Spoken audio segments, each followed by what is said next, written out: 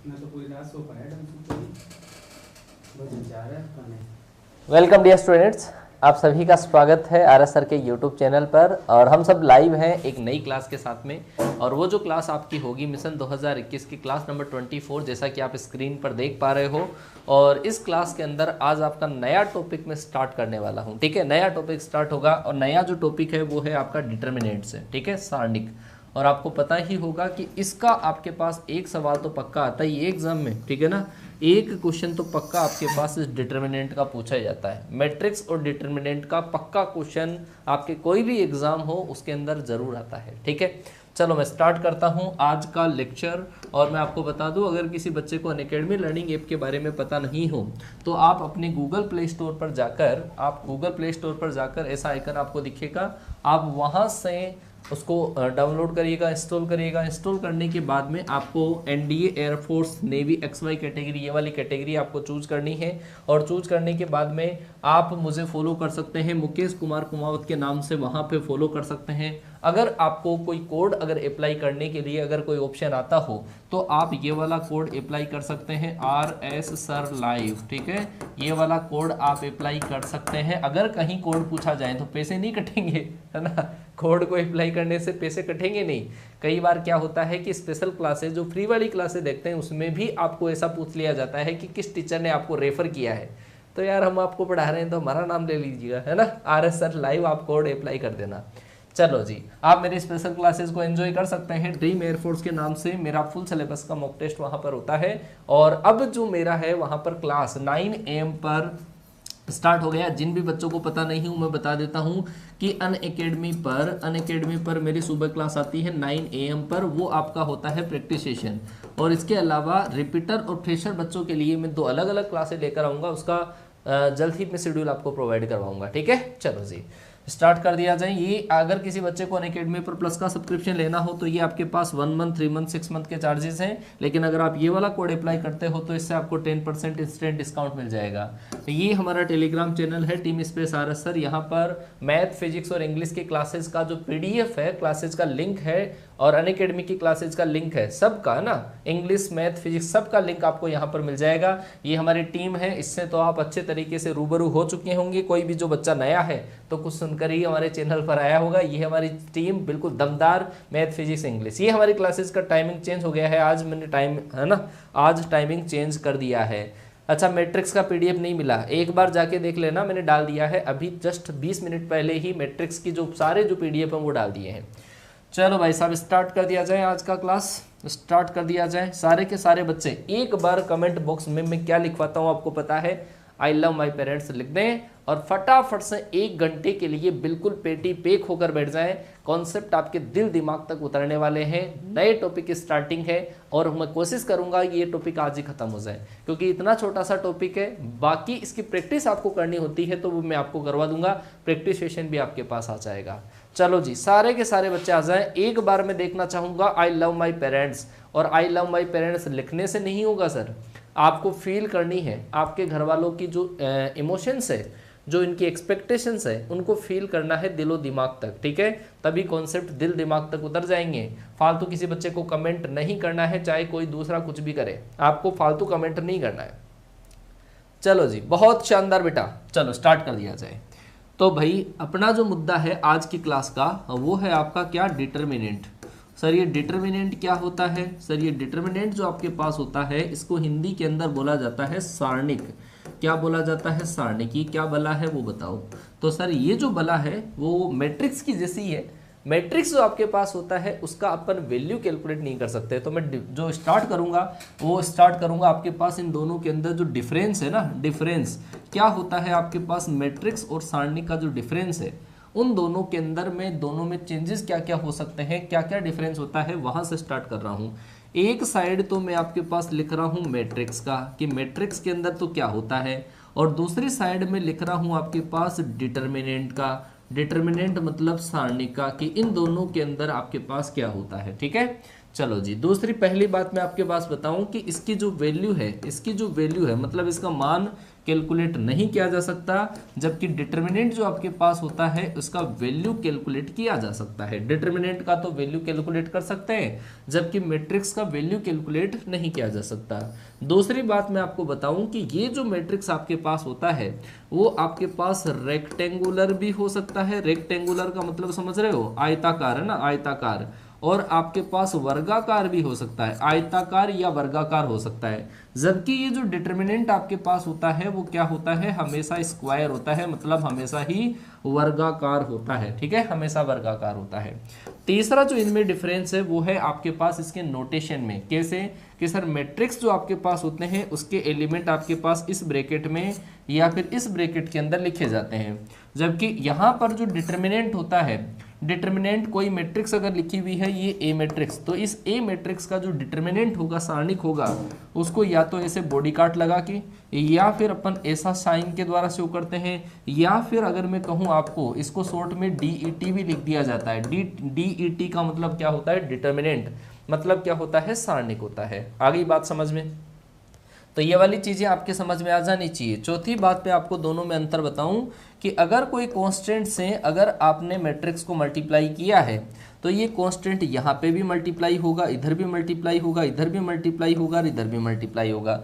इसका मतलब जो कांस्टेंट से अगर किसी मैट्रिक्स को मल्टीप्लाई किया जाता है तो वो इसके हर एलिमेंट से मल्टीप्लाई होता है, इसके हर एक एलिमेंट से मल्टीप्लाई होता है।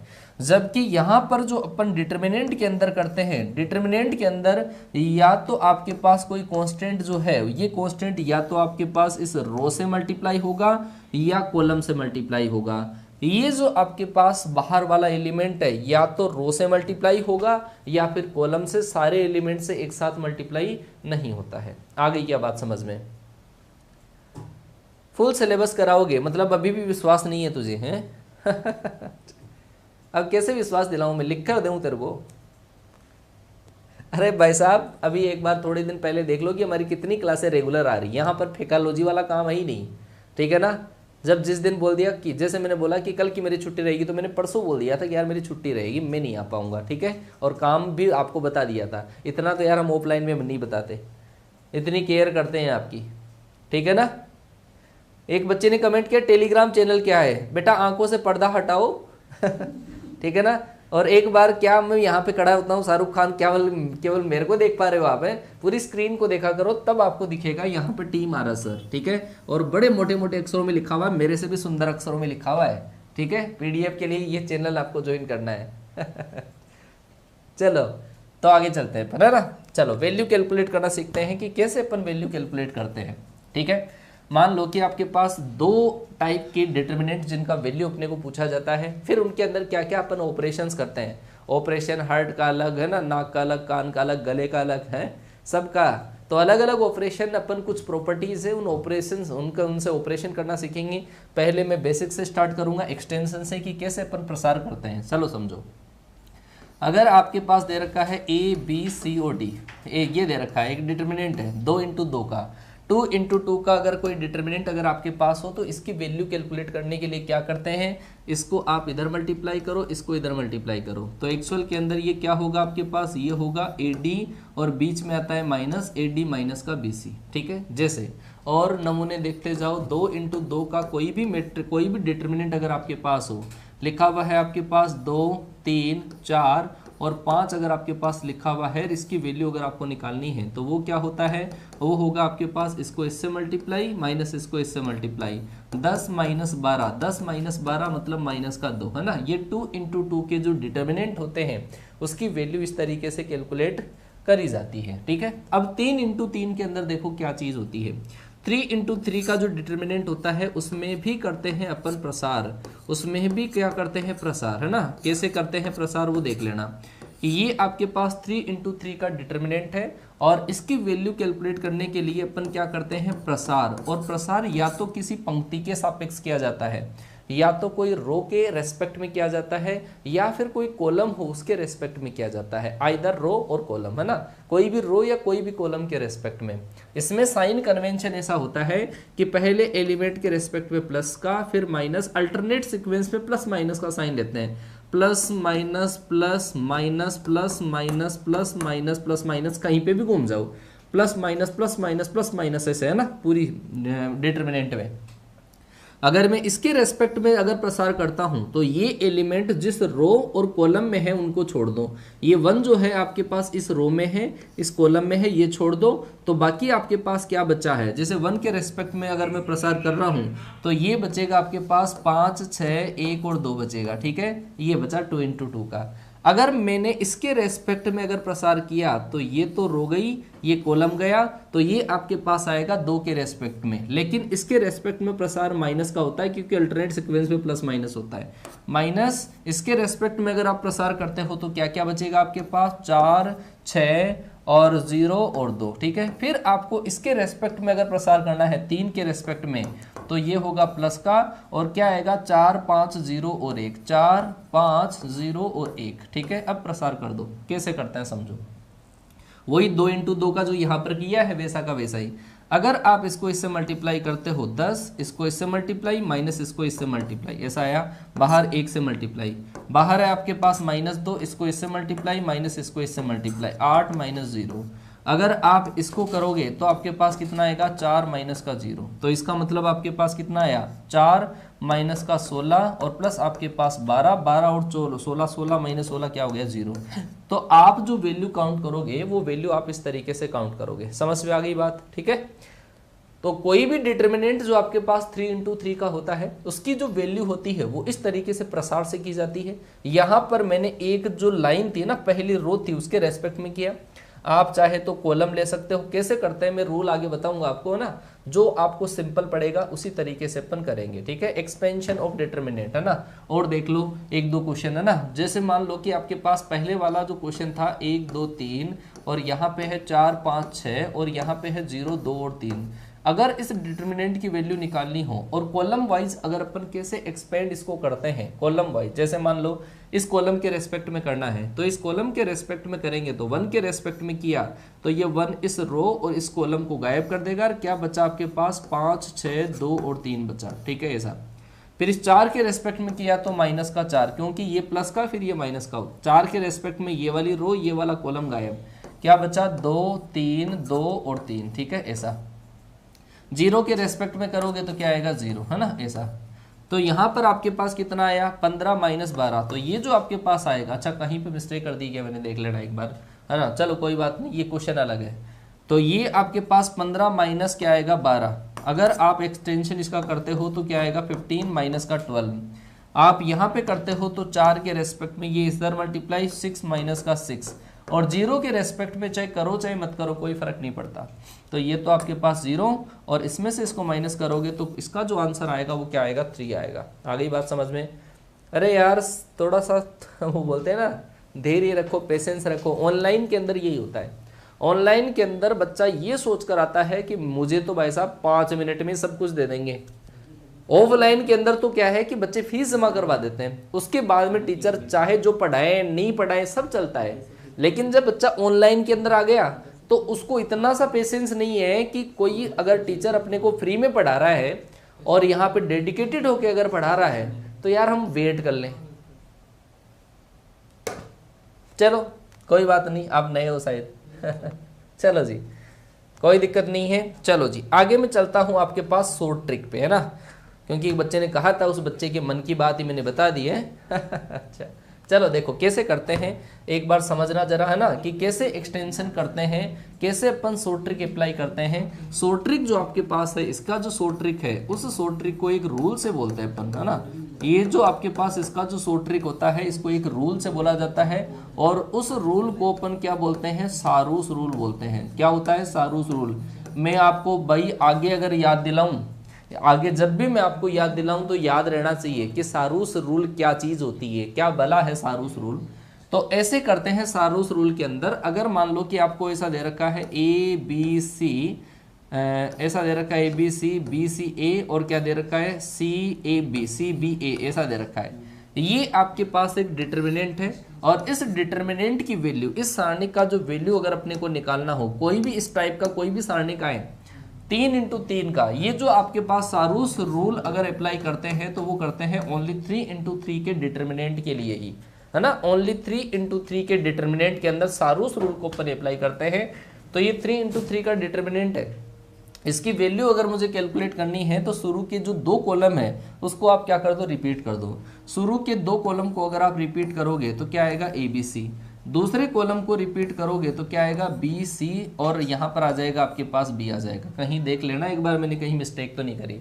वैल्यू कैलकुलेट कर लो आप, तो मान लो इसी टाइप का डिटर्मिनेंट है।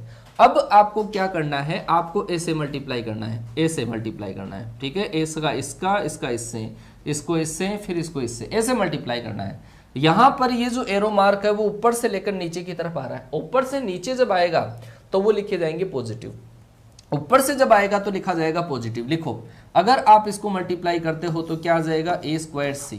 अगर आप इसको मल्टीप्लाई करते हो तो प्लस का लिखा जाएगा ABC। अगर आप इसको मल्टीप्लाई करते हो तो क्या आएगा, B² लिखा जाएगा। लेकिन अगर आप नीचे से ऊपर की साइड मल्टीप्लाई करते हो, एक बार तो ऊपर से नीचे, एक बार नीचे से ऊपर की साइड, ऐसे ऐसे ऐसे आपको मल्टीप्लाई करना है, ऐसे ऐसे। अगर आप इन तीनों का मल्टीप्लाई करते हो, लेकिन ये लिखा जाएगा माइनस में, इसको अगर मल्टीप्लाई करोगे तो माइनस का A²B, और इसको अगर आप मल्टीप्लाई करोगे तो माइनस का AB²। तो ये चीज आपके समझ में आ जानी चाहिए कि सारोस रूल से अपन किस तरीके से डिटर्मिनेंट की वैल्यू कैलकुलेट करते हैं, जिसका एक नमूना मैंने आपको दिखा दिया।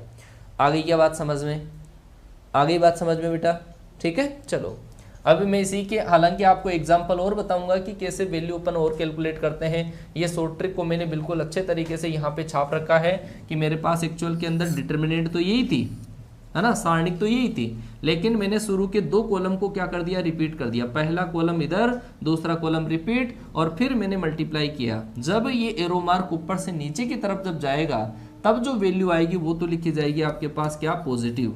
लेकिन जब इधर से नीचे की तरफ आता है ना, मतलब ये एरो मार्क आप इधर लगाओ ताकि याद रहे ऐसा, तो आपके पास वो क्या लिखा जाएगा, नेगेटिव।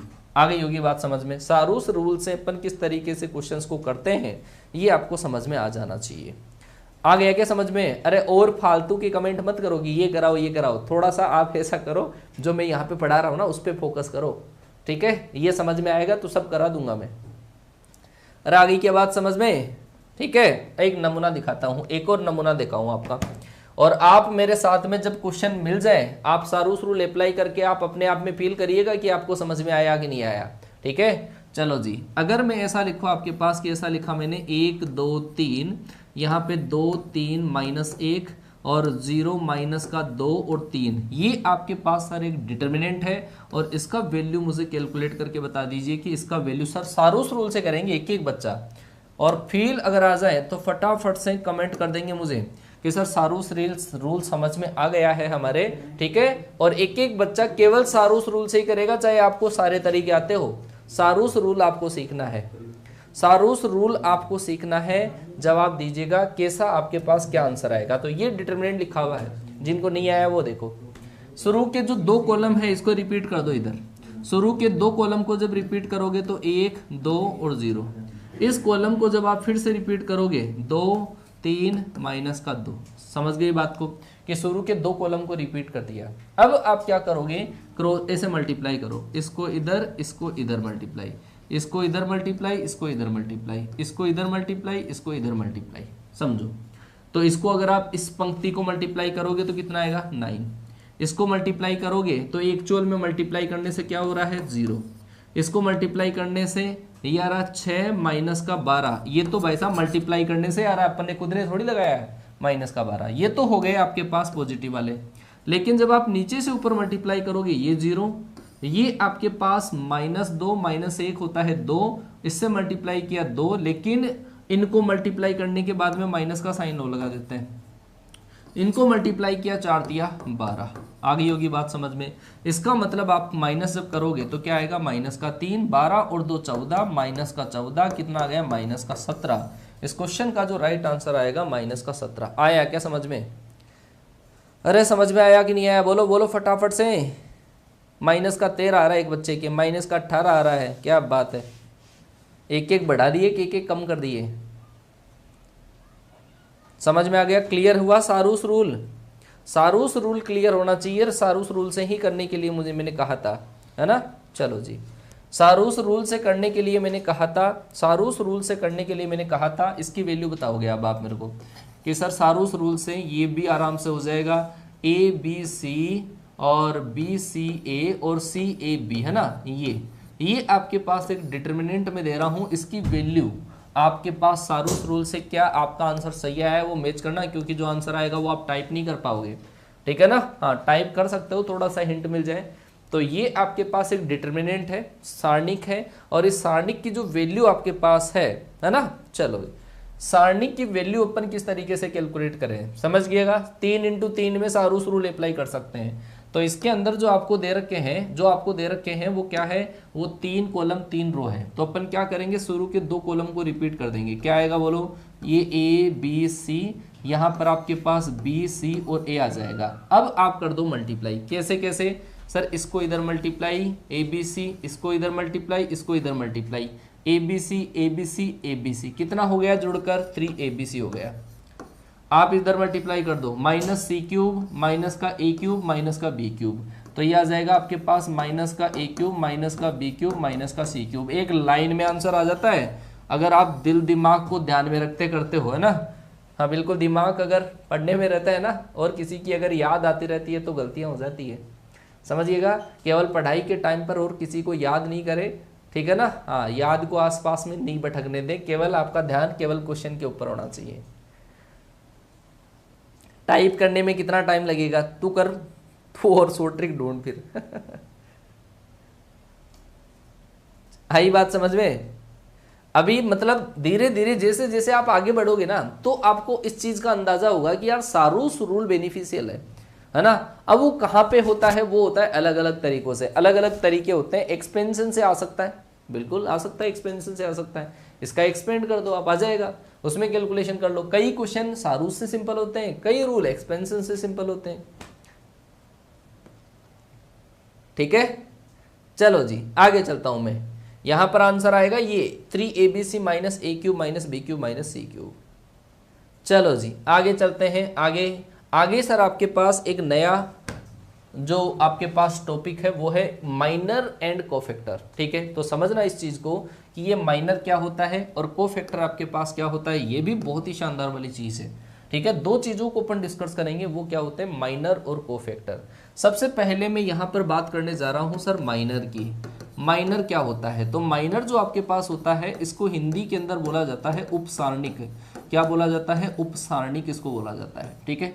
समझना कि सारणिक के जो एलिमेंट्स होते हैं उनका माइनर अपन किस तरीके से कैलकुलेट करते हैं। जैसे मान लो कि सर मेरे पास आपके पास ये एक डिटर्मिनेंट है, a11 है, a12 है, a13 है। यहाँ पर आपके पास है a21, यहाँ पर a22, यहाँ पे है a23, यहाँ पर है आपके पास a31, a32 और a33। ये मेरे पास एक डिटर्मिनेंट है और इस डिटर्मिनेंट के मतलब इस सारणिक के हर एलिमेंट का मेरे को माइनर चाहिए, है ना। तो यहाँ पर आपके पास a11 जो है, a11 का उपसारणिक मुझे कैलकुलेट करना है। हर एलिमेंट का अलग अलग होता है इसके अंदर।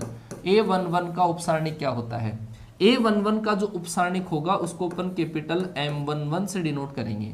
a11 का जो उपसारणिक होगा उसको कैपिटल M11 से डिनोट करेंगे। और इस एलिमेंट का जो आपके पास उपसारणिक होगा, इस एलिमेंट का जो उपसारणिक होगा, कोई भी एलिमेंट हो चाहे वो दुनिया में, वो एलिमेंट जिस रो और जिस कॉलम में आ रहा है वो तो आप छोड़ दो, जिस जिस पे मैंने रेड मार्क किया है उनको छोड़ दो। मतलब जिस एलिमेंट का आपको माइनर निकालना है, वो जिस रो और जिस कॉलम में है वो तो छोड़ दो, और बाकी 2 × 2 का डिटर्मिनेंट बचेगा उसकी वैल्यू निकाल लो।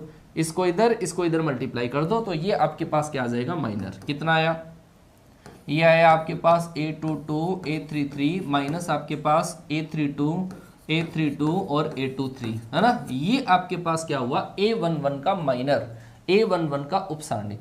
अगर मान लो कि आपको इस एलिमेंट का निकालना हो, a12 का निकालना हो, कि a12 का सर जो माइनर होगा उसको रिप्रेजेंट किया जाएगा कैपिटल से, कैपिटल M से, कैपिटल M12 से, है ना, कैपिटल M12 से रिप्रेजेंट किया जाएगा, ठीक है।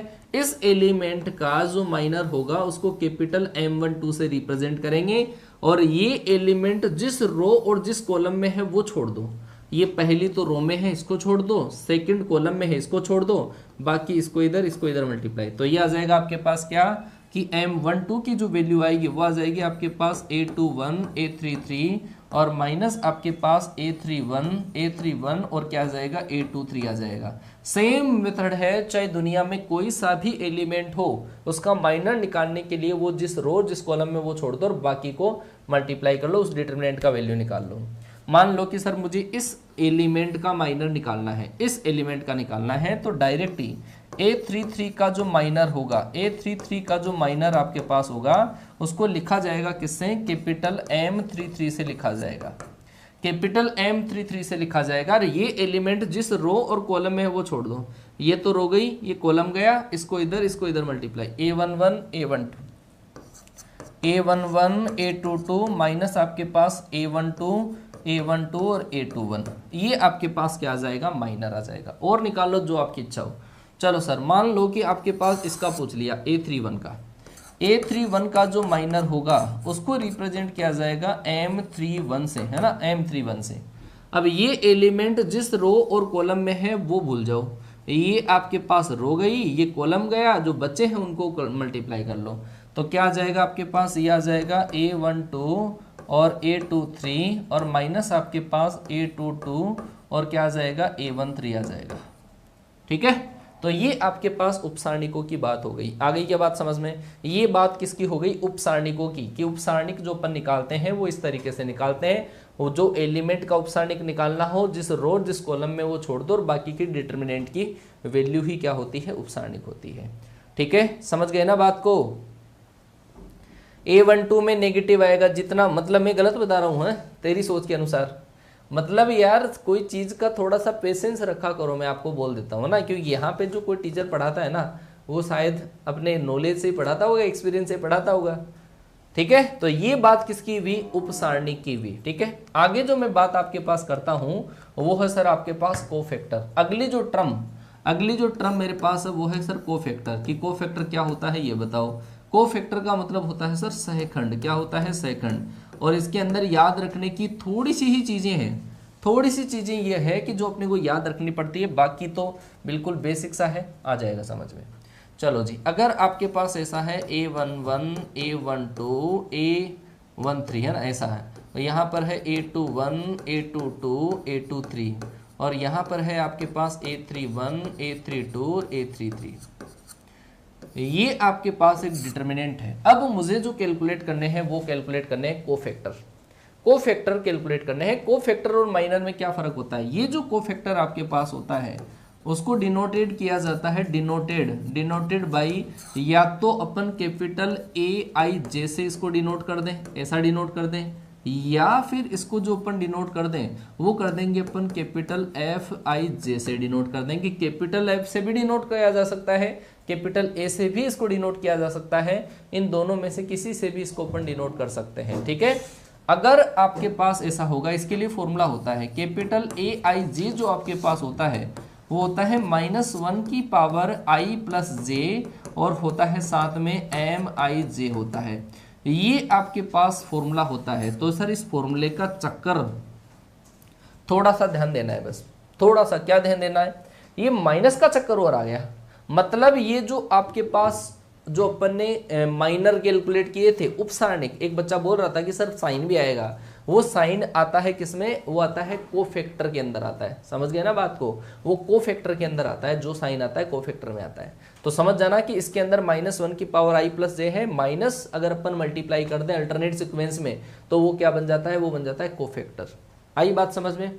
ठीक है, हाँ, बस दोनों में यही फर्क है। कोफैक्टर में तो साइन लेते हैं और माइनर के अंदर जैसा आता है वैसा का वैसा लिखते हैं, इसमें अल्टरनेट सीक्वेंस में मल्टीप्लाई करते हैं, इसमें अल्टरनेट सीक्वेंस में मल्टीप्लाई करते हैं। ठीक है ना, अल्टरनेट सीक्वेंस में इसमें मल्टीप्लाई किया जाता है। तो समझना चीज को, जैसे मान लो कि मैं कहूं आपको कि सर A11 का निकालो आप, है ना, A11 का कोफैक्टर, इसको रिप्रेजेंट किया जाएगा कैपिटल A11 से और वो आएगा -1 की पावर 1 प्लस का 1 और M11 आ जाएगा। अब M11 आपने पहले कैलकुलेट किया है, कैसे कि 1 जिस रो जिस कॉलम में वो छोड़ दो तो क्या आ जाएगा आपके पास, -1 की पावर वैसे ही इवन पावर हो गई तो प्लस आ जाएगा और ये आ जाएगा A22 A33 और माइनस आपके पास माइनस का A23 और A32। ठीक है बात है, तो ये आपके पास क्या आ जाएगा माइनर। अब सेम भी आ सकते हैं, सेम भी आ सकते हैं। अब देख लो कि m11 और ये सेम ही है, और सेम उसमें आएगा जिसके अंदर इन दोनों का जो सम है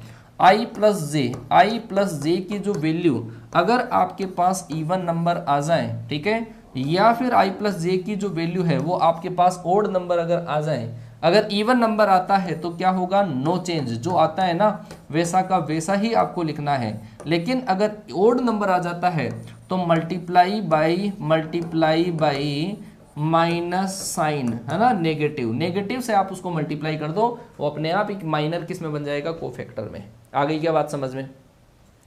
देखो समझना, जैसे मान लो कि कोई भी रेंडमली उठा के आपको एक एलिमेंट दे दिया कि सर इसका आप कोफैक्टर बताओ, चलो मैं इसका कैलकुलेट कर रहा हूं, इसका ये मेरे पास है 823 कि इसका जो कोफैक्टर आपके पास है, इसका जो कोफैक्टर आपके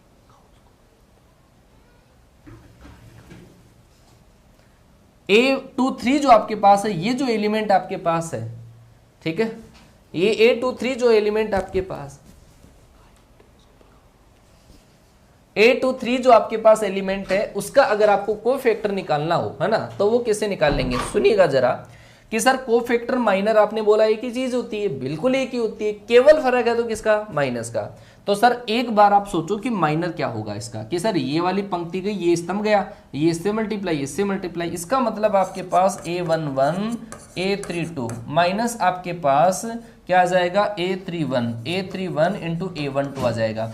ये वाली रो गई, ये कॉलम गया, ये इधर मल्टीप्लाई हुआ, ये इधर मल्टीप्लाई हुआ, तो ये तो सर इसका क्या आया, माइनर आया। लेकिन सर इसको माइनस से मल्टीप्लाई करना है कि नहीं करना, क्योंकि सर इन दोनों को अगर आप ऐड करोगे 2 और 3 को तो 5 मतलब ओड नंबर आया, और ओड नंबर के केस में माइनस से मल्टीप्लाई करना पड़ता है, तो माइनस से मल्टीप्लाई कर दिया, ये आपके पास क्या आ गया, कैपिटल A23 आ गया। बात समझ में आई होगी आपके, कैपिटल A23 आ गई क्या बात समझ में? दोनों में क्या फर्क है, दोनों में फर्क यही है कि इस ये जो कोफैक्टर होता है इसको तो माइनस से मल्टीप्लाई करते हैं, कब, जब इन दोनों का मतलब रो और कॉलम का नंबर को, दोनों का जो योग है, सम है, अगर वो ओड नंबर आ जाए तब तो नेगेटिव से मल्टीप्लाई कर दो, अदरवाइज जो आता है वही रहने दो। आ गई बात समझ में? आ गई है, चलो जी बहुत बढ़िया। आगे चलूं, फिर मैं आगे चलता हूं। आगे अपन बात करेंगे कुछ प्रॉपर्टीज पे, है ना, प्रॉपर्टीज पे समझना प्रॉपर्टीज को, क्योंकि इन्हीं के बेस पे क्वेश्चंस बताऊंगा मैं आपको, ठीक है, क्योंकि डिटरमिनेंट की जो वैल्यू अपन कैलकुलेट करते हैं वो कैलकुलेट करते हैं इन प्रॉपर्टीज के बेस पे। ये जायदाद आपके नाम कर रहा हूँ, 6 प्रॉपर्टी है, बहुत बड़ी बड़ी ये प्रॉपर्टीज है, ये आपके नाम हो रही है, समझो भाई। पहली प्रॉपर्टी नंबर 1, ये जयपुर में प्लॉट है भाई साहब आपका, ठीक है, प्रॉपर्टी नंबर 1 ये आपके नाम हो रही है। सुनिएगा, बिल्कुल आराम से आपके नाम हो जाएगा, दिल दिमाग तक उतर जाएगा।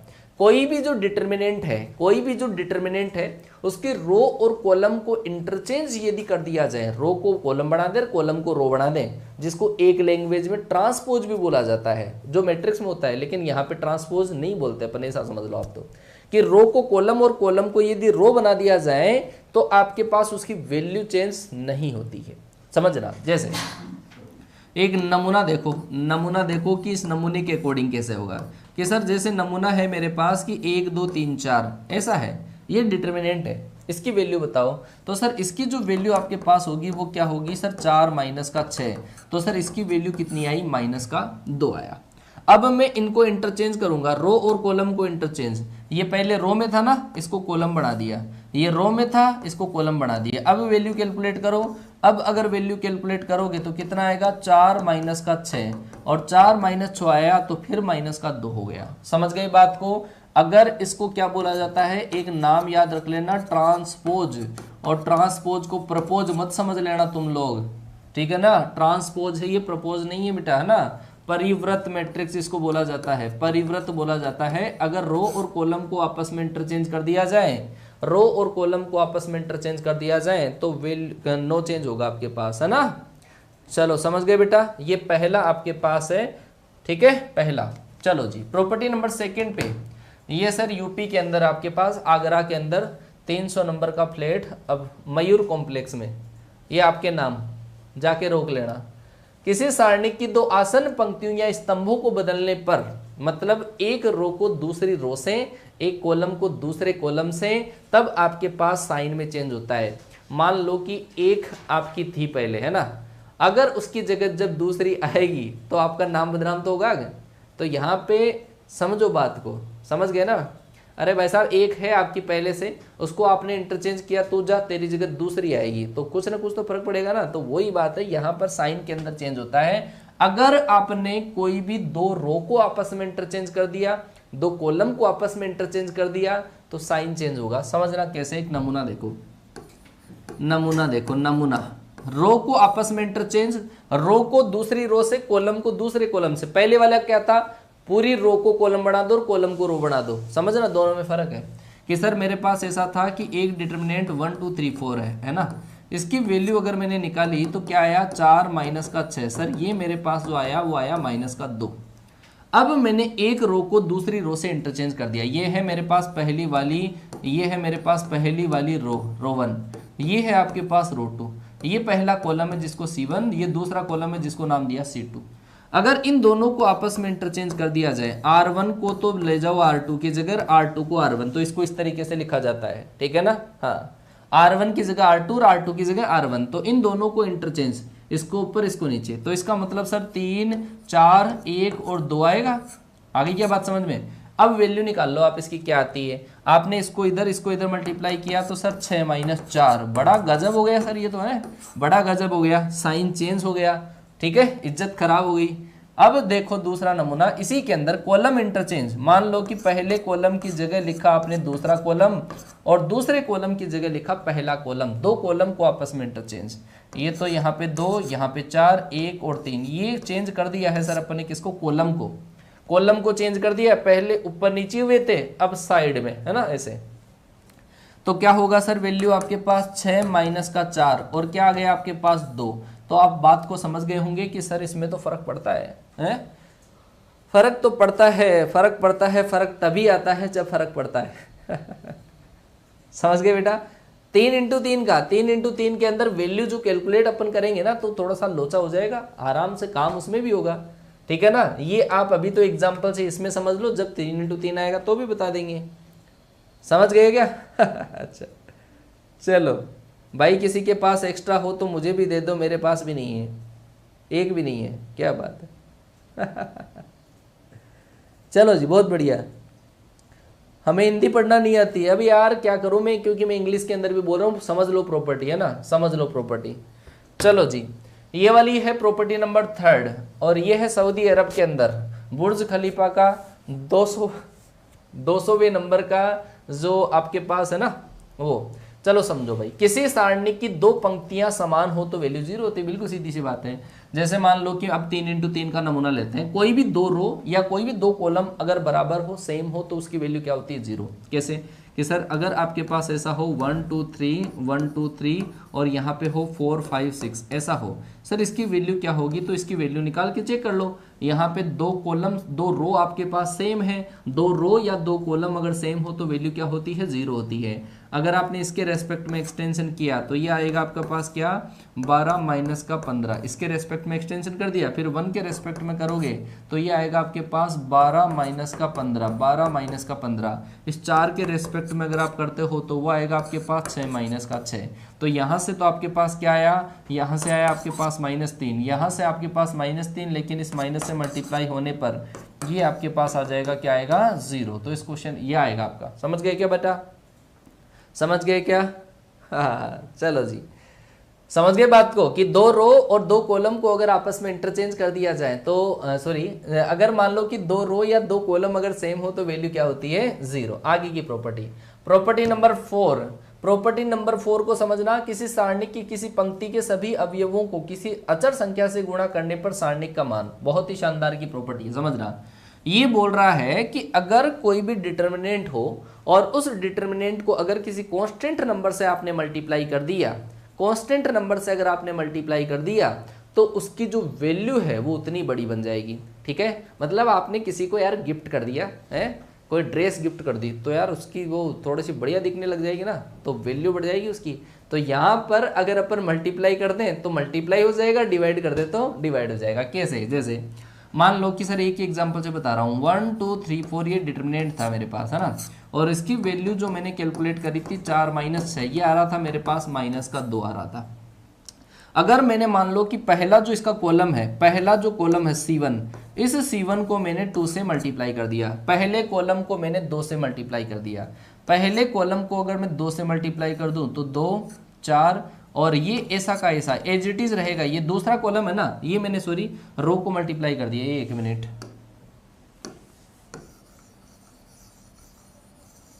हाँ भाई मैंने जो मल्टीप्लाई किया, मल्टीप्लाई जो आपको करना है, मान लो कि पहले कॉलम को C1 की जगह मुझे लिखना है 2C1। मैंने पहले कॉलम को 2 से मल्टीप्लाई कर दिया तो ये हो जाएगा 2, ये हो जाएगा 6, ये दोनों कॉलम ऐसे के ऐसे रहेंगे। अब इसकी वैल्यू निकालो। अब इसकी वैल्यू अगर आप निकालोगे तो सर 8 माइनस 12, सर इसकी जो वैल्यू है वो -4 हो गई। समझ गए क्या बात को? अरे बात को समझ गए बेटा? ठीक है, किससे मल्टीप्लाई हो गया? 2 से इसको मल्टीप्लाई किया था एक कॉलम को, तो 2 से मल्टीप्लाई हो गया। चलो अपन ऐसा करते हैं, रो को मल्टीप्लाई करते हैं। जैसे दूसरी जो रो है उसको मैंने मल्टीप्लाई किया -3 से, ऐसा कर दिया तो क्या होगा वैल्यू देखते हैं। दूसरी रो को -3 से मल्टीप्लाई तो पहली रो ऐसी की ऐसी, दूसरी को -3 से मल्टीप्लाई कर दिया तो ये आपके पास आएगा, इसकी वैल्यू निकाल लो क्या आएगा, -12 माइनस 18 आपके पास आएगा, -12 प्लस का 18। तो यहाँ पर जो आपका आंसर आएगा वो क्या आएगा, 6। आंसर कितना आएगा, 6। तो समझ जाओ बात को कि यहाँ पर वैल्यू क्या थी, -2, लेकिन -3 से मल्टीप्लाई किया तो सर वैल्यू भी -3 से मल्टीप्लाई होके कितनी हो गई, 6 हो गई। समझ गए बात को? ठीक है, चलो जी आगे चलता हूं मैं। किसी सारणिक में किसी पंक्ति का प्रत्येक स्तंभ यदि 2 पदों का योग हो तो उसको 2 सारणिकों के रूप में लिखा जा सकता है। समझो बात को कि सर ऐसा है आपके पास कि ऐसा दे रखा है a प्लस का b, a1 प्लस का b1, a2 प्लस b2 और आपको दे रखा है a3 प्लस का b3, a3 प्लस b3। यहाँ पे है आपका C1, यहाँ पे है D1, यहाँ पे C2, यहाँ पे D2, यहाँ पे C3, यहाँ पे D3। ऐसा अगर आपके पास डिटर्मिनेंट अगर है, ऐसा अगर आपके पास डिटर्मिनेंट है, कोई भी एक रो में या एक कॉलम में 2 टर्म अगर प्लस करके लिखी हुई है तो उसको 2 अलग अलग डिटर्मिनेंट के सम या डिफरेंस की फॉर्म में लिख सकते हैं। मतलब क्या है, इन दोनों का तो कुछ नहीं होगा, क्यों? क्योंकि इनके साथ कोई प्लस में नहीं है, मतलब अटैचमेंट में होना चाहिए। तो सर यहाँ पे जो प्लस करे हुए हैं मतलब उनका ब्रेकअप आपको करना है। यहाँ पे 2 संख्याएं, 2 एक रो में या एक कॉलम में कोई भी 2 जुड़े हुए इंसान हो, उनका ब्रेकअप करके अलग अलग घर बना दो। ये तो एक ही घर में रहते हैं अभी, इनका ब्रेकअप कर दो। और ब्रेकअप अगर आप करोगे तो क्या आएगा आपके पास, a1 a2 a3 तो इधर, और आपके पास ये और जो मेंबर है ना वो कॉमन रहेंगे, और मेंबर तो आपके पास कॉमन रहेंगे, d1 d2 और d3 है ना, ये आपके पास कॉमन। प्लस आप क्या कर दो, आपने क्या किया, पहले वाले एलिमेंट्स को आगे लिखा, दूसरे वाले एलिमेंट्स को आप ऐसा लिख सकते हो इसको, है ना, b1 b2 और b3, और सारे एलिमेंट ऐसे कैसे रहेंगे, c1 c2 c3 और d1 d2 और d3। समझ जाओ, यहाँ तक की बात समझ में आई क्या? यहाँ तक की बात आपके समझ में आई है? चलो जी, चलो बहुत बढ़िया बेटा, है ना। तो यहाँ पे ऐसा लिख सकते हैं, जब आपको काम में आएगा ये डिटर्मिनेंट, जहाँ पे काम में आएगा मैं बता दूंगा अपने आप ही, ठीक है ना, बहुत कम काम में आती है ये प्रॉपर्टी। चलो आगे चलो, फिर आगे चलो आगे। यदि किसी सारणी की किसी पंक्ति या स्तंभ के प्रत्येक अवयव को दूसरी पंक्ति के संगत अवयवों को एक ही राशि से मल्टीप्लाई करके जोड़े या घटाएं तो सारणी का मान नहीं बदलता है। ये क्या कहना चाहता है, ये क्या करना चाहता है कि अगर आप किसी भी रो को या किसी भी कॉलम को किसी कांस्टेंट नंबर से मल्टीप्लाई करके या डिवाइड करके किसी दूसरे के साथ में भेजना चाहो तो ऐसा पॉसिबल है, इससे कोई चेंजेस नहीं होगा। समझो कैसे बात है कि सर यहाँ पर आपने ये वाली जो डिटर्मिनेंट थी 1 2 3 और 4, इसकी वैल्यू जो आपने निकाली वो तो कितनी आई थी सर, -2 आई थी। ये बात सही है। अगर मैंने मान लो कि पहली जो रो आपके पास है, पहली रो है, मैंने ऐसा किया कि पहली रो को मैंने 2 से मल्टीप्लाई करके दूसरी के अंदर जोड़ दिया। समझ लो बात को कि मैंने पहली रो को 2 से मल्टीप्लाई करके दूसरी के अंदर अगर जोड़ दिया तो क्या चेंज होगा। तो यहाँ पर मैंने को पहली रो को चेंज करना है, और वो कैसे कि इसको 2 से मल्टीप्लाई करो, 2 से मल्टीप्लाई करोगे तो ये तो 2 और ये 4। अब इसके अंदर दूसरी वाली रो के एलिमेंट जोड़ दो, इसमें तो 3 जुड़ जाएगा, इसमें क्या जुड़ जाएगा, ये जो 4 है ये ऊपर जाके जुड़ जाएगा, और लेकिन ये वाले एज इट इज ऐसे कैसे रहेंगे। इसका मतलब कितना आएगा, 3 8 3 और 4 करो, देखिए वैल्यू कितनी आती है कि सर ये आएगा 12। सर ये आपके पास, एक मिनट कहीं पे मिस्टेक होगी क्या, इसको 2 से मल्टीप्लाई कर दिया और पहली पंक्ति को 2 से मल्टीप्लाई करके दूसरी के अंदर अगर जोड़ दिया जाए या घटा दिया जाए, राशि से गुणा करके जोड़े या घटाएं तो सारणी का मान नहीं बदलता है। इसको अपन ने 2 से मल्टीप्लाई किया। अच्छा दूसरी पंक्ति को जोड़ना है, दूसरी पंक्ति को, क्योंकि यहाँ पे तो अपन ने पहले मल्टीप्लाई कर लिया। एक चीज आप समझना, वापस मैं एग्जांपल लेता हूँ ना, समझो। चलो जी कि सर ये अपने पास था कि 1 2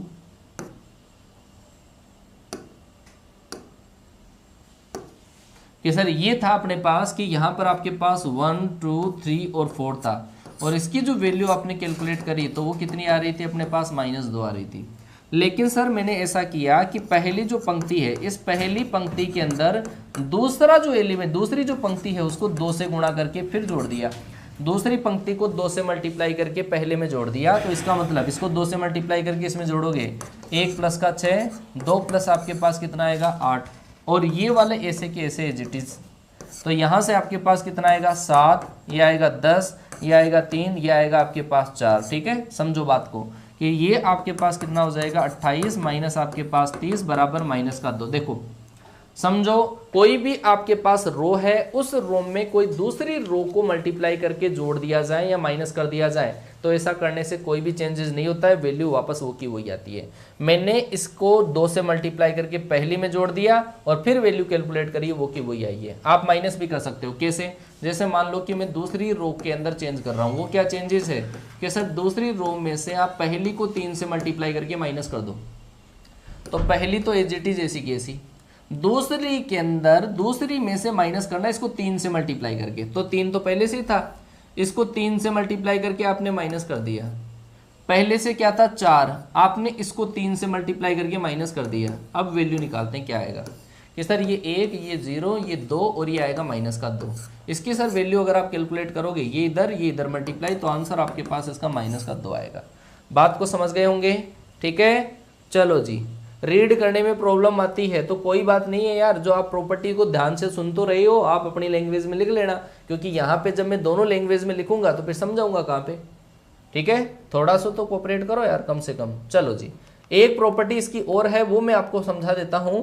अगर कोई भी रो को अगर आपके पास, चलो समझना, मान लो कि प्रॉपर्टी नंबर 7 लगा के लिख लेना। प्रॉपर्टी नंबर 7 ऐसी है कि अगर सर आपके पास ऐसी कोई डिटर्मिनेंट है a11, a12, a13, यहाँ पर आपके पास a21, a22, a23, यहाँ पर आपके पास a31, a32 और a33 है ना, ये आपके पास एक डिटर्मिनेंट है। और इस डिटर्मिनेंट के अंदर क्या है, इस डिटर्मिनेंट के अंदर अगर जो रो है, अगर उसी के कोफैक्टर से अगर मल्टीप्लाई कर दिया जाए, मतलब सेम एलिमेंट को सेम एलिमेंट के कोफैक्टर से मल्टीप्लाई करके अगर अपन प्लस करते हैं तो वो डिटर्मिनेंट की वैल्यू आती है। कैसे?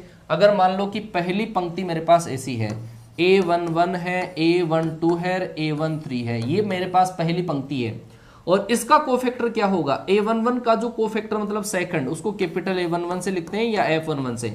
a11 से मल्टीप्लाई कर दिया, इसको कैपिटल A12 से मल्टीप्लाई कर दिया, इसको कैपिटल A13 से मल्टीप्लाई कर दिया, तो ऐसा करने के बाद में ये वैल्यू आती है डिटर्मिनेंट की, ये सारणी का मान आ जाता है इससे। ठीक है, अगर मान लो कि दूसरे के साथ में किया है, मान लो कि पंक्ति तो पहली है, पंक्ति तो आपके पास क्या है, पहली है, लेकिन आपने मल्टीप्लाई दूसरी वाली के साथ में किया है, तो भाई साहब कई बार दूसरी वाली के साथ में बात करने से बातचीत गड़बड़ हो जाती है। दूसरी के साथ में गए काम से खुद की के साथ में ही बात करो। तो यहां पर तो खुद का खुद के साथ में, खुद का खुद के साथ में, खुद का खुद के साथ में, दूसरे के साथ में काम मामला खत्म हो जाएगा। किसी को पता चल गया तो यहाँ पे पता चलता ही चलता है। तो इसका मतलब ये एलिमेंट है आपके पास पहली रो के, और मैं जो कोफैक्टर लिख रहा हूँ वो दूसरी के, इसका कोफैक्टर से मल्टीप्लाई कर दिया, इसके कोफैक्टर से मल्टीप्लाई कर दिया, इसके कोफैक्टर से मल्टीप्लाई कर दिया, तो वैल्यू क्या आ जाती है 0। दूसरी के साथ में चक्कर सर बेकार रहता है। ठीक है अच्छा, ज्यादा प्रॉपर्टी दूसरी के साथ में चक्कर नहीं चलेगा, चाहे वो कॉलम हो चाहे रो हो। और समझ लो, मान लो कि ये मेरे पास क्या है, ये मेरे पास एक कॉलम है सर, मेरे पास a11, a21 और a31, ये मेरे पास क्या है कॉलम। मैंने इसी कॉलम के कोफैक्टर से, इसी कॉलम का इसका कोफैक्टर कैपिटल A11, इसका कोफैक्टर कैपिटल A21, इसका कोफैक्टर कैपिटल A31 है ना, इसका मल्टीप्लाई करने के साथ में अगर प्लस किया तब तो डिटर्मिनेंट की वैल्यू आती है, सारणी का मान आता है। लेकिन अगर मेरे पास एलिमेंट तो आपके पास पहले कॉलम के हैं, लेकिन आप चक्कर चला रहे हो दूसरे के साथ में, मतलब इसका ऐसा, इसका कोफैक्टर के साथ में, इसका कोफैक्टर A12 का कोफैक्टर क्या होगा, कैपिटल A12, इसका कोफैक्टर क्या होगा, कैपिटल A22, इसका कोफैक्टर क्या होगा, कैपिटल A32, तो और ये क्या आ जाता है, 0 आ जाता है। समझ गए क्या बात को, समझ गए क्या? R1 और R2 कंफ्यूजन? अच्छा, अरे समझ में आया कि नहीं? फटाफट से एक बार मुझे कमेंट करके बता दो कि सर ये वाला कॉन्सेप्ट क्लियर है, क्योंकि ये धमाकेदार क्वेश्चन है, डायरेक्ट इसका क्वेश्चन आएगा, ऐसा छपा हुआ ही मिलेगा डायरेक्ट ही। बस ये कैपिटल A की जगह कैपिटल F आ सकता है, लेकिन आपको दिया हुआ मिलेगा कि ये जो कैपिटल A है is the cofactor of, capital is the cofactor of the elements, है ना, कोफैक्टर है आपके पास। कैपिटल A जो है वो कोफैक्टर है, आपको कैपिटल F लिखा हुआ आएगा तो कोफैक्टर लिखा हुआ आएगा, कोई दिक्कत बात नहीं। समझ गए? चलो जी, प्रॉपर्टी नंबर 6 को रिपीट करें। प्रॉपर्टी नंबर 6 ऐसी है, किसी भी रो को, किसी भी कॉलम को किसी कांस्टेंट से मल्टीप्लाई करके दूसरे में से प्लस माइनस कर दिया जाए, कोई फर्क नहीं पड़ता। ठीक है, चलो जी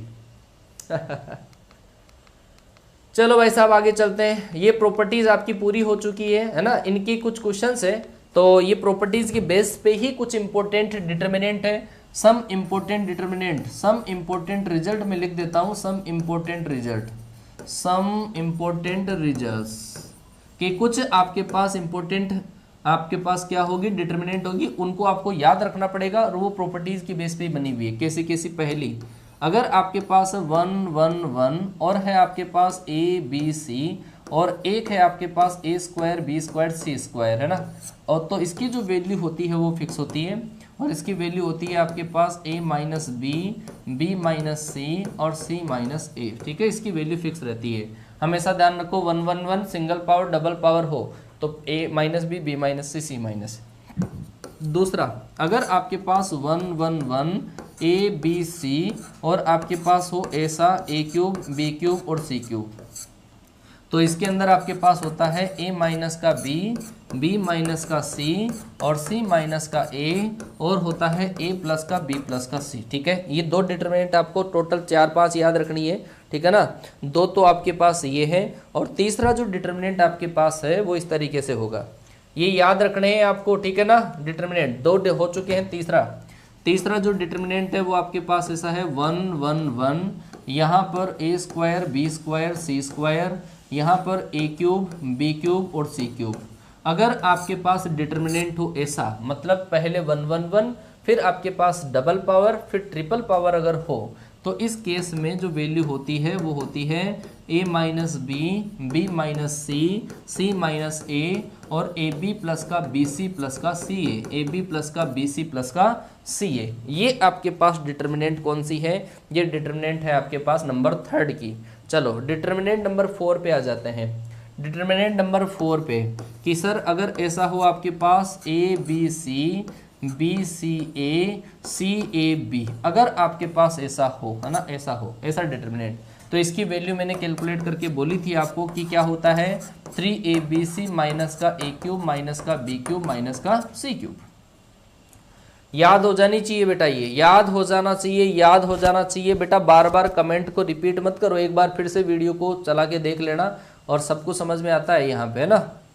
लास्ट वाली प्रॉपर्टी को मैंने रिपीट कर दिया कि आपके पास जो भी रो हो उसी के कोफैक्टर से मल्टीप्लाई करें तो डिटर्मिनेंट की वैल्यू आती है, और दूसरी के कोफैक्टर के साथ में मल्टीप्लाई किया तो 0 आता है बस। ठीक है, चलो जी, बहुत बढ़िया। आगे चलो आगे चलते हैं। अब आगे जो आपके पास है वो है एप्लीकेशन ऑफ डिटर्मिनेंट। मतलब एप्लीकेशन कहाँ पे होता है आज ही खत्म करूंगा, बस 10 मिनट का पोर्शन हो रहा है। एप्लीकेशन कैसे करता है डिटर्मिनेंट का, एप्लीकेशन क्या होता है, तो इसके अंदर एक रूल है, वो है आपका क्रेमर रूल, है ना। क्रेमर रूल, दो टाइप के रूल होते हैं। एक तो लगता है मैट्रिक्स में जो रूल लगता है उसको, ये क्रेमर जो रूल होता है वो होता है किसके लिए, डिटर्मिनेंट्स के लिए। डिटर्मिनेंट्स के लिए तो कौन सा रूल होता है, क्रेमर रूल। और एक लगता है आपका मैट्रिक्स प्रिंसिपल। मैट्रिक्स प्रिंसिपल इसका मतलब होता है मैट्रिक्स प्रिंसिपल ये लगता है आपका मैट्रिक्स के अंदर, है ना। आव्यूह सिद्धांत, आव्यूह सिद्धांत मैट्रिक्स प्रिंसिपल ये मैट्रिक्स में, क्रेमर रूल लगता है आपका डिटर्मिनेंट में। आगे बात समझ में क्या होता है जरा समझिएगा। अगर मान लो कि आपके पास ऐसा दे रखा हो कि बाई वेरिएट अगर आपके पास हो, ऐसा हो a1x प्लस का b1y और बराबर आपके पास हो c1, और एक हो आपके पास a2x प्लस का b2y और प्लस आपके पास अगर c2 हो, ऐसा हो a1x प्लस b1y बराबर c1, a2x प्लस b2y और प्लस बराबर आपके पास अगर c2 हो, मतलब दो वेरिएबल की अगर कोई इक्वेशन हो तो इसके अंदर अपन तीन चीज़ें कैलकुलेट करते हैं। पहली चीज़ जो मेरे पास है वो है डेल, डेल की जो वैल्यू होती है वो है a1, b1, a2 और b2, ये है सर आपके पास डेल। एक होता है आपके पास डेल वन, डेल वन का मतलब होता है कि पहला जो आपके पास कॉलम है इसको आप कांस्टेंट से रिप्लेस करो, कांस्टेंट से रिप्लेस करोगे तो ये आएगा c1, c2, यहाँ पर b1 और क्या आएगा b2, इनकी वैल्यू कैलकुलेट कर लेते हैं सबकी।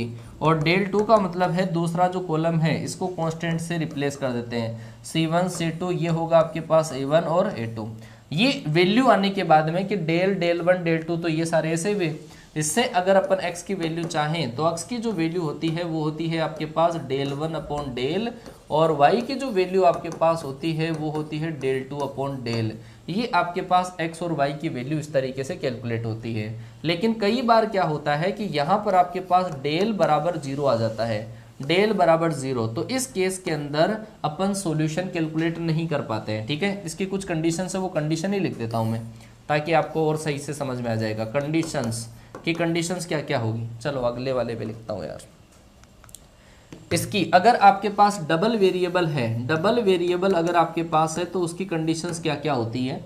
तो पहली कंडीशन इसकी ऐसी है कि a1 अपॉन a2 बराबर अगर आपके पास b1 अपॉन b2 और नॉट इक्वल टू अगर c1 अपॉन c2 आ जाए, a1 upon a2 equal to b1 upon b2 not equal to c1 upon c2 अगर आ जाता है तो इस केस में क्या होता है, ये क्या होता है, एक लाइन को रिप्रेजेंट करता है।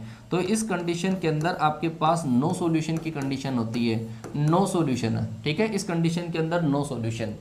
दूसरी बात अगर मैं करूं कि अगर आपके पास a1 upon a2 not equal to यदि b1 अपॉन b2 आ जाए तो इस केस के अंदर आपके पास यूनिक सॉल्यूशन निकलता है। यूनिक सॉल्यूशन का मतलब क्या होता है, अद्वितीय हल होता है।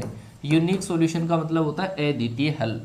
तीसरी बात अगर मैं करूं कि अगर आपके पास a1 अपॉन a2 ये आपके पास बराबर आ जाए b1 अपॉन b2 के, तीसरा भी अगर c1 अपॉन c2 आ जाए तो इसका मतलब होता है इनफाइनाइट सॉल्यूशन। इनफाइनाइट सॉल्यूशन इसका मतलब होता है। ठीक है, इनफाइनाइट सॉल्यूशन मतलब हल जो होते हैं वो क्या होते हैं, इसके अनंत हल होते हैं। ठीक है, जिन जिन के अंदर सॉल्यूशन निकलता है उसको बोलते हैं कंसिस्टेंट, और जिनमें सॉल्यूशन नहीं निकलता है उनको बोलते हैं इनकंसिस्टेंट। तो सॉल्यूशन कहाँ कहाँ निकला, सॉल्यूशन निकला आपके पास इन दोनों के अंदर। ये जो होता है इसको बोला जाता है क्या, कंसिस्टेंट। क्या बोला जाता है, कंसिस्टेंट। कंसिस्टेंट का मतलब होता है संगत हल, और इसको क्या बोला जाता है, इसको एक दूसरा इनकंसिस्टेंट। इनकंसिस्टेंट इसको क्या बोला जाता है, इनकंसिस्टेंट, है ना, असंगत हल इसको बोला जाता है। ठीक है, तो ये दो टाइप के हल होते हैं। सॉल्यूशन जिन जिन में भी निकलते हैं उनको बोला जाता है कंसिस्टेंट, और जिनमें नहीं निकलता है उनको क्या बोला जाता है, इनकंसिस्टेंट बोला जाता है। आ गई बात समझ में। ठीक है, प्रैक्टिस क्लास के अंदर सब कुछ करवा दूंगा आपको, है ना, प्रैक्टिस क्लास में सब कुछ करवा दूंगा इनसे रिलेटेड।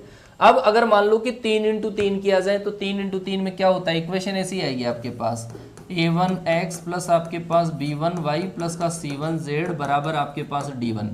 और आपके पास वैसे तो देखो सवाल ही नहीं है 3 इंटू 3 आने का, लेकिन फिर भी मान लो कोई कंडीशन अगर पूछ ली जाए तो वो रिमाइंड करवा देता हूँ आपको। a3x प्लस b3y प्लस आपके पास c3z और बराबर अगर आपके पास d3 हो। ये आपके पास 3 वेरिएबल अगर वाली कोई इक्वेशन अगर हो तो इस केस में सबसे पहले मैं काउंट करूंगा डेल, और डेल का मतलब है आपके पास a1 b1 c1, यहाँ पर होता है a2 b2 c2, यहाँ पर होता है a3 b3 और c3, ये होता है डेल। डेल वन का मतलब होता है, डेल वन का जो मतलब होता है वो होता है पहले कॉलम को कांस्टेंट से रिप्लेस कर देते हैं, d1 d2 और d3। यहाँ पर आ जाएगा आपके पास b1 b2 और b3, यहाँ पे आ जाएगा c1 c2 और c3। ठीक है, और एक बात है आपके पास डेल टू। डेल टू जो होता है उसका मतलब है दूसरे कॉलम को कांस्टेंट से रिप्लेस करना। दूसरे कॉलम को रिप्लेस कर देंगे। तो ये पहला A1 A2 A3 ये तो एज इट इज़, यहाँ पे आपके पास D1 D2 और D3, यहाँ पे C1 C2 और C3, ये आपके पास पहला दूसरा A1 ये डेल 1 डेल 2 ये आ गया। डेल 3 जो आपके पास होता है उसका मतलब होता है तीसरे कॉलम को कांस्टेंट से रिप्लेस, ये आएगा A1 A2 A3, यहाँ पे B1 B2 और B3, यहाँ पे आपके पास D1 D2 और D3, ऐसा आपके पास होगा। बात आपके समझ में आई होगी। यहाँ से x की वैल्यू कैलकुलेट करने का वही जरिया है कि x के बराबर जो आपके पास होता है वो होता है डेल 1 अपॉन डेल, और y के बराबर होता है आपके पास डेल 2 अपॉन डेल, और z के बराबर होता है आपके पास डेल 3 अपॉन डेल। तो ये चीज़ समझ में आ जानी चाहिए। x y z की जो वैल्यू होगी, प्रैक्टिस क्लास का जो टाइमिंग है वो क्या है, प्रैक्टिस क्लास का टाइमिंग 2:30 PM पे क्लास, क्योंकि आज क्लास का टाइमिंग थोड़ा सा चेंज कर दिया है। 2:30 PM पर मैथ का प्रैक्टिस सेशन होगा, जो मैं यहाँ पे आपको पढ़ा रहा हूँ इसी का प्रैक्टिस सेशन 2:30 PM पर होगा। ठीक है, चलो जी आगे चलता हूँ। अब मैं आपको बता देता हूँ कि क्या क्या इसमें कंडीशन होती है वो देख लो। ठीक है, चलो देख लो ये कंडीशंस, ये वाली कंडीशंस होती है, समझना, हिंदी और इंग्लिश दोनों में लिखा हुआ है। सबसे पहले तो डेल ज्ञात करना, डेल कैलकुलेट कर लिया।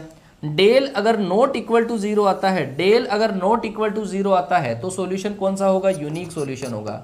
डेल अगर नॉट इक्वल टू 0 आता है तो unique solution x y z की वैल्यू कैलकुलेट अपन कर पाएंगे।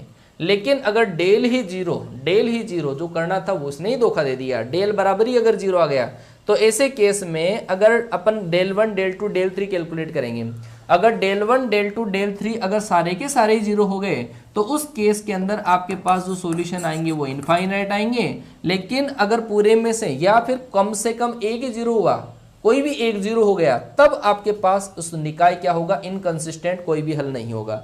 फिर से पीडीएफ दे दूंगा मैं अभी, है ना, पीडीएफ दे दूंगा, पूरा यहाँ पे लिखा हुआ है, हिंदी और इंग्लिश दोनों में लिखा हुआ है, फिर से सुनना। चलो मैं अलग आपको बताता हूँ इसको लेकर, है ना। सबसे पहले आपने डेल कैलकुलेट कर लिया, डेल कैलकुलेट कर लिया। पहली कंडीशन है, अगर आपके पास पहली कंडीशन, चलो यहाँ पे इसकी दो कंडीशन होगी डेल की। ये जो डेल है वो या तो आपके पास नॉट इक्वल टू 0, या फिर जो डेल है वो क्या होगा 0।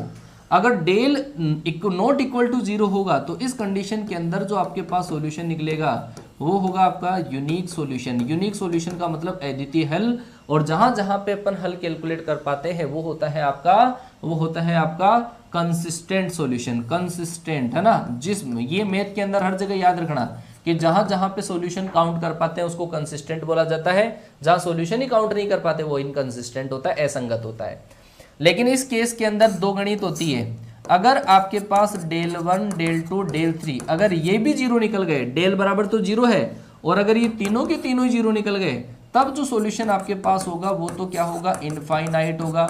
और सॉल्यूशन तो निकल ही रहा है, और सॉल्यूशन अगर निकल रहा है तो वो क्या होगा, कंसिस्टेंट होगा। क्या होगा, कंसिस्टेंट होगा, संगत हल होगा। लेकिन अगर डेल 1 डेल 2 डेल 3 में से कम से कम एक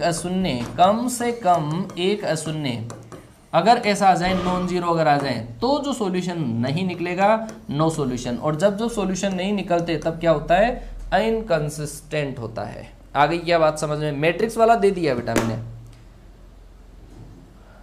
समझ गए क्या बेटा? चलो जी, अब यहाँ तक की क्लास आपकी खत्म हुई। मैंने सब कुछ आपको डिटरमिनेंट से रिलेटेड पढ़ा दिया, बाकी मैं आपको प्रैक्टिस कराऊंगा। आज की क्लास में 40 से 50 क्वेश्चन के बीच में कराऊंगा, बिल्कुल कॉन्सेप्चुअल क्वेश्चंस होंगे, इनसे रिलेटेड भी मैं क्वेश्चंस आपको करवा दूंगा। ठीक है, आपका प्यार एंड सपोर्ट मुझे कमेंट बॉक्स में दिखना चाहिए। और बिना बेटा कॉन्सेप्ट आपने पढ़ ली, प्रैक्टिस नहीं करी, सब कुछ डावाडोल है। समझ गए बात को? चलो जी, मैं मिलता हूँ आपसे नेक्स्ट मेरी क्लास में, तब तक के लिए टाटा बाय बाय, जय हिंद। और मेरे जस्ट बाद में फिजिक्स की प्रैक्टिस सेशन आपके पास आने वाला है, इंग्लिश की क्लास आने वाली है। ठीक है, टेलीग्राम पर हम आपको अपडेट देते हैं क्लासों के बारे में। ठीक है बेटा, चलो जी, टाटा बाय बाय, जय हिंद।